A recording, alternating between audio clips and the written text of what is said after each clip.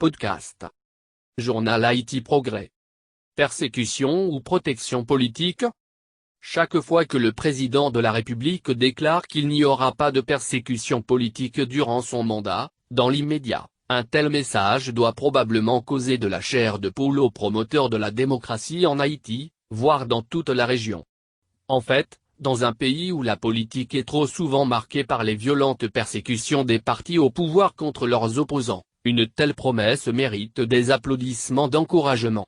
En attente d'actions concrètes pour démentir ou confirmer la véracité de son intention, on peut quand même affirmer que ce discours donne déjà l'impression que le défenseur et protecteur numéro 1 des Haïtiens tente d'apporter une nouvelle ère dans la politique haïtienne. En effet, comment oser parler de persécution politique de la part d'un gouvernement qui paie du trésor public, les frais de nombreux partis politiques? Avant de crier victoire, il convient de bien cadrer dans quel contexte certains Haïtiens bénéficient de l'assurance de cette noble protection du président contre toute persécution, la lutte contre la corruption. Le gouvernement s'est fixé au début de son mandat de faire la lutte contre la corruption sa priorité car selon le président, les 5 grands mots du pays sont corruption, corruption, corruption, corruption et corruption.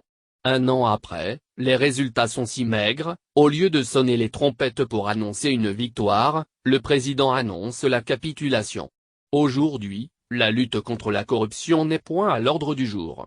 Le chef de l'État, face à ce grand monstre qu'il qualifie de système géant, a laissé le champ de bataille pour se réfugier dans sa caravane pour repenser sa stratégie.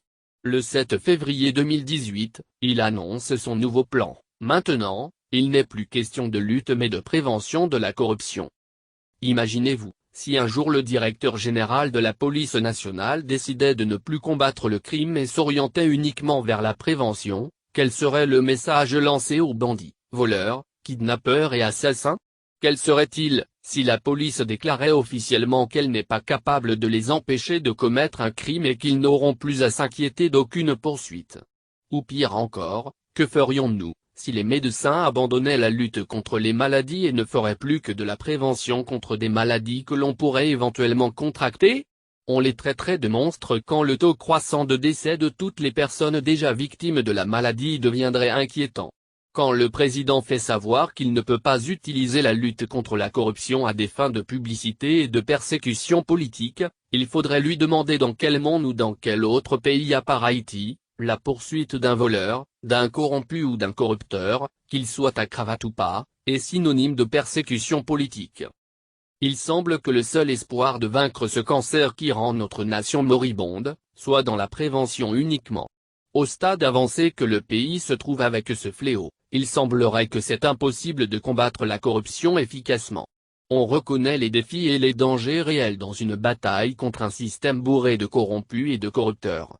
Cependant, comment gagner une telle lutte, si on a peur de punir les ennemis du peuple, les voleurs des caisses de l'État?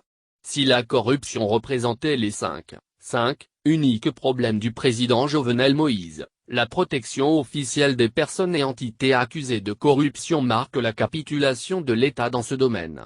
L'impunité ou casse-failli couvre ça et la sœur siamoise de la corruption. Malheureusement, dans l'administration publique en Haïti, on s'acharne à protéger surtout les accusés de corruption, lorsque le président appelle publiquement au boycott des investigations visant à faire la lumière sur des possibles malversations, surfacturation et corruption dans des projets dont le montant total dépasse les milliards de gourdes. Le peuple étant la grande victime de la corruption institutionnalisée, voudrait savoir comment réagir, selon la Constitution, face à l'attitude négligente de l'exécutif et complice du législatif qui, sous prétexte de persécution politique, offre une protection aux personnes qui auraient des comptes à rendre sur leur gestion des biens sociaux et publics. Rodelin Almazor. Écrivain et poète. Journal Haïti Progrès. Rubrique Perspective. Podcast.